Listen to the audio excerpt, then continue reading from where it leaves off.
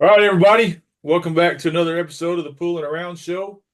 Man, I've got a good one for you today.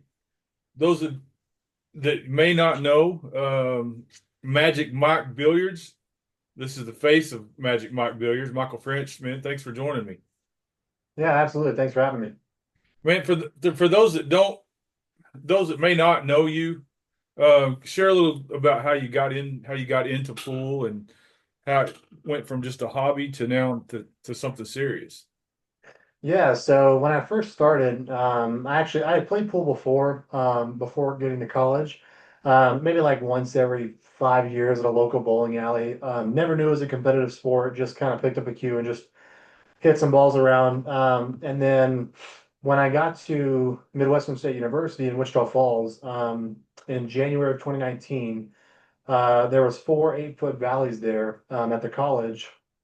And somebody came up and said, "Hey, there's a pool tournament coming up, in like 2 weeks. Do you want to get in?" And I was like, "Oh, okay, well, is there an entry fee?" They're like, "No, no, it's free. It's just for like cheap door prizes. So it's just a free tournament.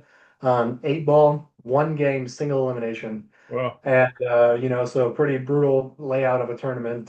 But I was like, "Yeah, sure, I'll go." And I had played a little bit before, and I was like, "Cool, I'll try."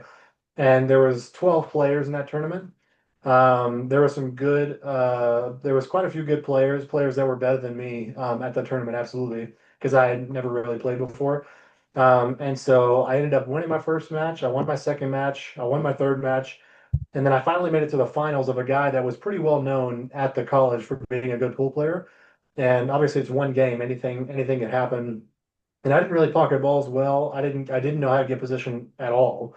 Maybe I could just make a few balls here and there and try to make something happen. But I came down to a pretty tough cut shot on the eight to the corner, and I just tried to focus on it, and I probably felt the most pressure in that tournament that I ever have, including to this day. All the big tournaments that I've been to, doing everything. That is for that single elimination 8-ball tournament. For cheap door prizes, that was I was sweating bullets and shaking, just that I was so nervous about the result. But came down to a pretty tough cut on the 8 ball and just bared down on it, and I made it. So I won that tournament. I went undefeated because it was single elimination. And then soon after that, I had actually broken my pinky knuckle in my hand, in my right hand, which is my backhand. right. And then I heard there was another tournament coming up, about 4 weeks after that. And so I had the wrap on my hand, before you get a cast on. Right. And I still tried to play because I was like, man, this is a fun game, blah, blah, blah. And I went to the second tournament. These were on 9 foots at the college. There were two 9 foot, real old Brunswick Gold Crowns. And I played in that tournament again, 8-ball, one game, single elimination. And I ended up winning that tournament as well. So I think I just kind of had a knack for it. I don't know if it was pocketing balls or just being able to see the game well, but um, I feel like I had a pretty good understanding of how to do it. And from that point on, I just became absolutely obsessed with trying to get as good as I could, as quickly and as effectively as I could. So So that's pretty much how it started. Now we're those are your here. most memorable tournaments. I would say that first one definitely because that was the thing that kicked it all off for me. I mean, they changed the trajectory of my life. I mean, I didn't know pool as a sport. I never knew it was competitive. And then now we're here today, and that's what I primarily do alongside my Well, they say you always remember your full-time first. job. So, so now on to content creation. I mean, what got you into that? I mean, Yeah, so I had a friend named Bucky, my best friend from back in high school. I'd already been playing pool a lot. I already been, kind of coaching people on the side and trying to help people get better and stuff because I had reached a certain level where I felt like I could do that. And then my buddy Bucky from back home, he was streaming playing video games at the time, because he was really good at video games. And he was like, "Dude, since I'm doing this, I mean, you're already good at pool. You might as well start making videos on it." And I was like, "No, I don't really know. I don't know video editing. Like, I never post on social media. Like, and that's not really my thing." And he was like, "I think you should." And he said, "Because I mean, you're already showing people in person how to get better. You might as well do it online." So I was like, "I mean, okay, cool. I might look into it." And so October of 2022 is when I went and tried to film my first video at Broad Street. It was just like how to rack and break an 8-ball. I think it was my first video. right. and didn't know anything about video editing and everything. And then I posted that one, and a couple videos later, I ended up getting like 3,500, like a video was taking off and got like 3,500 views. And I was like, oh my God, like people are actually like pool content. Like, let me see how far I can take this. And then I became obsessed with getting better at video editing, trying to understand what it means to gain a following, how to get somebody to want to watch your video from start to finish, or even watch it a second time. Understanding why people want to follow you, niching down to a specific topic, gaining a dedicated audience that want to watch your videos, keeping it interesting from start to finish. Everything there's so much psychology that goes into creating good and high quality content that people want to save, share to their friends, and comment on because it sparks emotion within them. So I just became October of 22 was when I started. Basically, had no followers. I think I had 2,000 on Instagram, nothing on Facebook, nothing on YouTube. And then today I'm at just over about 430,000 across all four platforms. It's And that's in about the last 3 years. So it seems like when it finally does take off, it just catches on fire and goes. yeah, I would say, and from personal experience, it genuinely only takes one video. My most viewed video now to this day has about just over 72 million views. And this was on Instagram, and it was literally a video of me showing follow shot, stop shot, draw shot, top right, top left, bottom right, bottom left, and then a jump shot. That video, people just seem to love for whatever reason. I was at about 80,000 followers on Instagram before that video. And that video gained me about 100,000 followers on Instagram. Now I'm at like 177,000 on Instagram from that one video. That's awesome. So it genuinely only takes one video, it took off from there. So, how do you come up with your content? So mostly, sometimes I make posts on Facebook. I've asked before what people struggle with currently in their game, and they'll give me ideas. I made a one big post like that at one point, maybe 2 years ago, and I kept a list of. I took basically every comment in there and wrote down in my notes a massive list of content ideas. And so every time I go and I batch film videos, like for the week or for the next week and a half, I'll just go with that list, pick out some that I think are relevant that a lot of people struggle with, and then I'll make videos on those topics. So kick shots. Have you done anything on kick shots yet? I have, yeah, I've done videos on one reel kicks. I did one recently. Had a one reel kick a ball that's hanging over the pocket from wherever the cue ball is. You're right. I've done one reel kick systems. I've done two reel kick systems. I've shown a three reel kick system spot on the wall. Yeah, I've done multiple kick reel systems. So, all right. So now let's move on to just the last couple of weeks. I mean, how much your life has changed. Yeah. New dad, congratulations. Thank you. Yeah, I appreciate that. Yeah, new baby girl. She's our first one. Me and my wife got married in March of 24, and we just had our first baby girl. Her name is Maisie Sage, and she's about 3 weeks old. She'll be 4 weeks old, or 1 month old on Monday. So yeah, she's incredible. So you never realize how much you love somebody till you hold that kid for the first time. You're Yeah, just like, yeah, absolutely. Even throughout the entire pregnancy, I knew we were going to have a baby, but I didn't really know what it felt like or how much I was going to love her until I was holding her in the hospital. And I think in that moment, you feel as a dad or as a father and as a husband that you would stop a train for no her kidding. and jump in front of a bullet if it came to it, just to protect her. And I really don't think I fully understood that till I saw her face and I was holding her in the hospital. So has anything in these early days of being a dad surprised you?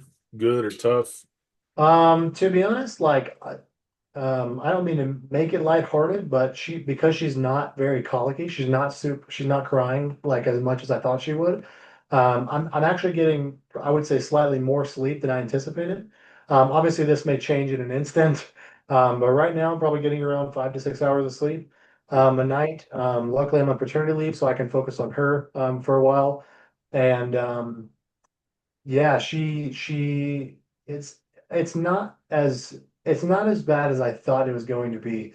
From what I heard with people having children, they think from what I've heard, it seems like people's lives come to an absolute halt and they can't go outside. They can't do anything. They're taking care of the baby for the next, 18 years, and they're just like their parents now. Everything they were before, they're not. Right now, they're parents, and I understand that, but I think it's also a choice if you want your life to come to a halt when you have a kid, or you can make a choice to continue to stay as close as you can to the lifestyle you had before you had a baby, and just like it's not that your life comes to a halt when you have a kid. It's now that you have this extra little friend to do life with. Is if that makes sense. And Right. so that's, Of I course. think Of me and my course. wife are on the same page with that. And so we still try to go out and have dinners. We still try to go out and stroll and take walks and stuff. We just got back from a big walk. We walked for like an hour and a half. And we just took her with us. I mean, I think it's a choice at the end of the day if you want everything to come crumbling down or if you just want to make her a part of your life. Right. So do you already feel like it's giving you a different kind of motivation, whether in tournaments or in the content that you put out? Yeah, I would say absolutely. I actually just made a pretty big decision to go all in for an investment for a big project I'm working on for 2026. And she was definitely a part of that, wanting to um, just take care of her and provide for her in the best way that I see fit. It's been an idea that I've been working on that I've been thinking about for a long time, and finally made the jump to decide to go all in on it. Right. Without giving too much away, that's my big project that I'm working on for the next few months. Well, at least now you And got something you can put on the table to do mass A shots around or jump shots over. I mean, yeah, exactly. So I got my table recently. So now I can film content a lot more often. I can do work on other projects. I give one-on-one lessons here in Salt Lake City as well, that I do. So yeah, it just opens up a lot of doors. so when you think about the future, I mean, what kind of dad you hope your child sees, and when they look back at your journey in pool and in life? Yeah, so I think like when Maisie gets older, I hope that she can look back at what I do with the whole Magic Mike Billiards thing and think, like, even if you don't know what you want to do at 18 years old or 19 years old, something can just come through the door and just change your life forever. But I would say I would encourage her to try and taste everything that she can while she's young, because like I want her to try soccer and tennis and softball and all kinds of stuff and try to figure out what she loves, because there was a lot of things that I thought that I wanted to do and I thought that I loved that my decisions changed by the time I was 18 or 19, dramatically. And then I found pool, which I never knew would even become even close to a thing. And now it's changed my life forever. So I would say if she were to look back on my life, I would hope that she takes from that is to be bold and try new things all the time. And then once she finds something that she loves, then Right. to go all in and go for it, whatever that aspect may be. So you'd be glad when she's old enough to hold the cue herself, huh? Yeah, when she's old enough. Yeah, of Yeah. course. I was showing her my pool videos while we were in the hospital after she was born, so I was trying to teach her early. So sponsorship, the J Flowers. How'd that come Yeah. about? Yeah, so that's a kind of a funny story.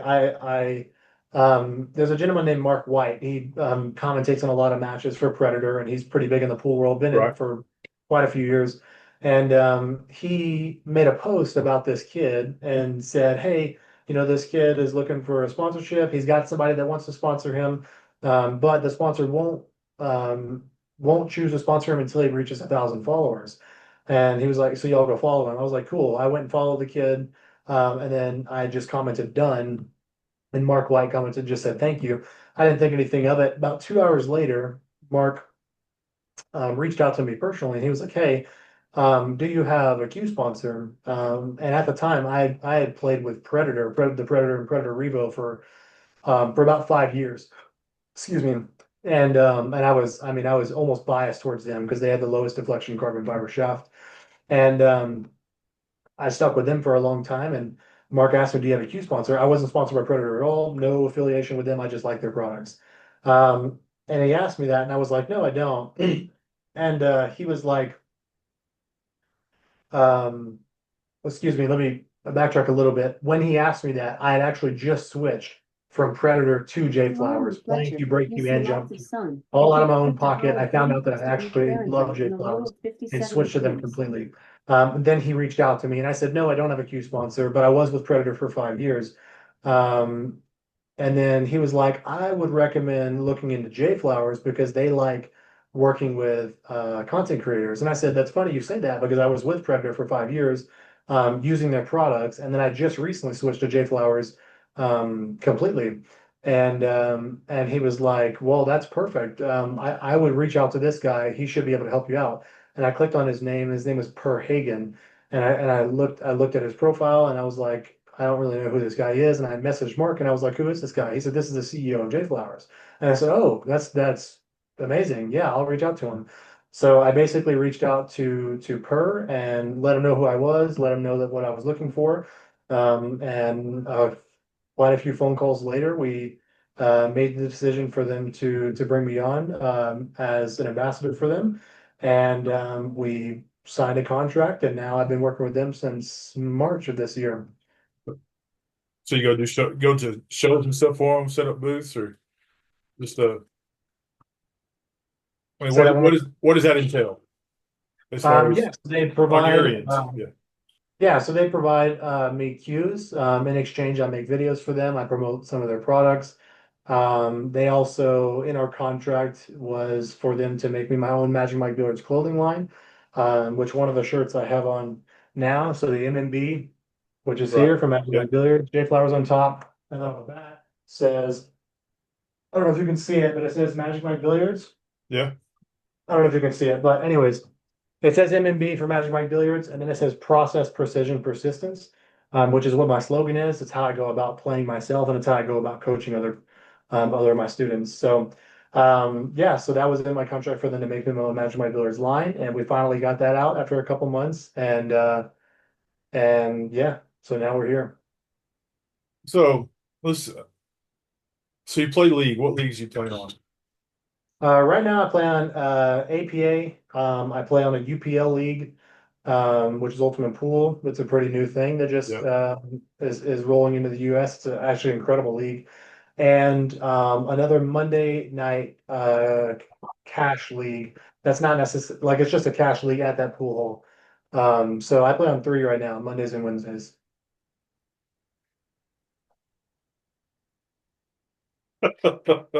Hey, get out. No, you don't need to be on the show. Yeah, I just started playing. We played our first UPL match Tuesday night. Yeah. We've been trying to get it to go for about 3 weeks now. And Yeah. Joey Gray's he's the league operator here in Oklahoma. Him and a Yeah. girl named Jamie Clark. And he come down, and then of course we only got 3 teams. You know, Yeah. Lawton is it's so league heavy. I mean, Yeah. APA's basically got everything swallowed up. And Yeah. then Jason Browning, he started Tap League here, which he's Okay. slowly building it, and it falls off, and it builds back up and falls off. And Yeah. but UPL's by far been the funnest. I mean, Yeah. It's the most fun. the Yep. whole 30-minute time limit, the 30-second Yep. shot clock. When Yep. your whole way of thinking on pool, it might be the same, but you got to do it faster. Yeah, yeah. And I think UPL is so great. I'm pretty I wouldn't say close, but I know me and Joey have spoke quite a few times. And he came up to Utah recently and we filmed a couple videos and yeah, he's great. But UPL I think it brings a level of excitement to pool that is brand new and fresh from a league perspective. Also, UPL is also our UPL team. We played one session now, and now we're on our second session. And our team up here in Salt Lake was the ones that won. And so we're going to go compete in North Carolina, Oh yeah, uh, and for the finals, and they pay the first place team 100 grand, yeah, which is the most by far of any yeah. league that is. No other league does that. No other league does that. So I think that brings a level of excitement to the game. Also, it's pretty heavily televised from a social media perspective Hmm. that I think is great for the sport. Apparently, pool used to be on ESPN a long time ago. Then they took it off. People used to watch it just for fun. They throw it up on the TV, and and they check it out and sit and watch it for a few hours. Once they took it off, a lot of people stopped watching, and I think that's what led to the decline with pool. But I think it is on the uphill now. Right. But I love UPL because I think the 30-second shot clock is okay if you play at a decent pace, but the 30-minute match is the thing that makes you speed up. Because if you're a better player and you're starting a 4-game deficit, well, now Right. you got to play catch up. The other guy's going to run the clock down to 10 seconds and not shoot until he has little time left because he's going to milk it as much as he can because that's the strategy of a lower skill level player. And as the higher skill level player, now you're forced to play faster and you have to play good to win those games, Right. which makes it more difficult. So I think it's a very exciting league, to be honest. And I think it's very refreshing to see that in the game today. So we do a double Jeopardy league. So we play 8 ball and 10 ball on Yeah, the same yeah, night, and then we're playing at the same time. The 10 ball is world 10 ball rules. I mean, you don't have to call safety, but you do have to call your shot, call yeah, pocket. yeah, Um, and then there's no early tens. 10 don't yeah, count on doesn't count on the break. So yeah, and it's a little different too, but still the same yeah, strategy. 30 yeah, minutes, 30-second shot clock. yeah. So so other than what you're working on, what's up? What have you got brewing? I mean, what's going on? How often do you post videos? And Yeah, so I mean, I'm trying to post. I've been trying to post more consistently because with content, it's very easy to just not post for 3 months because nobody's making you do it. You just want to do it because you're trying to grow your own channel. right, I've been trying to post more consistently, and it's kind of off and on depending on, my full-time job or if life gets in the way. Just had a baby girl, and now this big project that I'm working on, that is going to be my focus for the next few months. Obviously, I can't say too much about it right now, but that is the main thing that hopefully I can get rolling out soon, and that is the big thing that I'm working on. As far as content, I'm going to still try to post fairly consistently with the content, but with the thing that I'm working on, and I'll be posting more specific content tailored to the thing that the project that I'm working on. Does that make sense? right, But yeah, I've been trying to post more consistently, and honestly, when it comes to content like that, consistency is king. Some days I did a 30-day challenge for myself, like 30 reels in 30 days back in March of this year, and I did another one in August, and I got maybe 29 days out of 31. And when you're posting good, high quality, consistent content like that, that's where you're going to see the most growth. When I did it in March, that's also where I got my video that is now at 72 million views, and that one video gave me 100,000 followers on Instagram alone. right, And it was because I stuck to it and I wanted to stick to a process of posting high quality reels consistently every day. It's a lot because you go and batch film, 5 or 6 videos, and then you're editing that video every single day, each day, and editing can take, 2, 3 hours depending on what the level of difficulty of the video, or the message you want to share in the video. So I'm going to be trying to post it more consistently from here through December, but that big project is what I'm going to be focused on. well, I'm gonna ask you one more question, and I'll let you go. Okay. Get back to their. They grow up too fast, I and know, so I you want know. every minute of it. So, if you could give one piece of advice to someone just picking up a cue for the first time, what would it be? I think if you're just picking up a cue for the first time, I think one of the best pieces of advice I got was from Mickey Krause. He's a professional player that I spoke with in Houston when I was practicing at a pool hall there called Bogies. And I talked with him and I asked him the same thing. And he said, learn the right way now.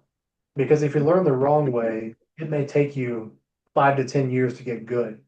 But if you learn the right way, it may only take you 6 months. And then imagine where you'll be in 5 to 10 years. Right. And so I think a lot of people nowadays have bad habits that they never received proper coaching. They just got on the table, started making balls, and they developed a lot of bad habits, and then they play for 20 years. Well, that's very difficult for that person to now unlearn every single thing they've done for the last 2 decades and try to learn something new. Right. So to anybody picking up the cue for the first time, I would say try to learn the right way as early as you can so that you have a solid foundation to move forward and improve as quickly and as effectively as you can. Because I've been playing full for 6.5 years. I started when I got to college in January 2019, and now I'm here. I'm probably maybe loosely top five here in Utah, top five players here in Utah. And I know league players that have been playing for 30 years and they can hardly make two balls in a row. Right. And so what's the disconnect? What are they doing wrong and what am I doing right? I say this as humble as I can, but I think it's because I try to focus on learning the right way as early as possible and put all my focus into not necessarily pocketing balls, but only focus on stroking my cue straight back and straight forward on every single shot. That would be my one piece of advice. And if I could give two, I would say be willing to be corrected. I think many players think that they know everything about the game, and Right. if you know everything about the game and your knowledge is at a 10, well, cool. Well, there's no room to grow, and you're a perfect player. Obviously, nobody's that, and you always have room to grow. So I would always be willing to be corrected in every area of your game, and that also applies to life, in your financial life, in your relationships, in your health. And if you're willing to be corrected in every single area of your life, I don't think there's anything that can stop you from being successful. Exactly. All right, guys. Michael, appreciate you joining me. I'll leave the links to your channels in the comments below. Man, and if y'all enjoy content like that, man, give me a thumbs up, hit that subscribe button and a like, and just let me know leave a comment, let me know how we're doing. And I'll see y'all next time on the Pulling Around Show. All right, Cool. thank you. Thanks, Chris, for having me. I appreciate it.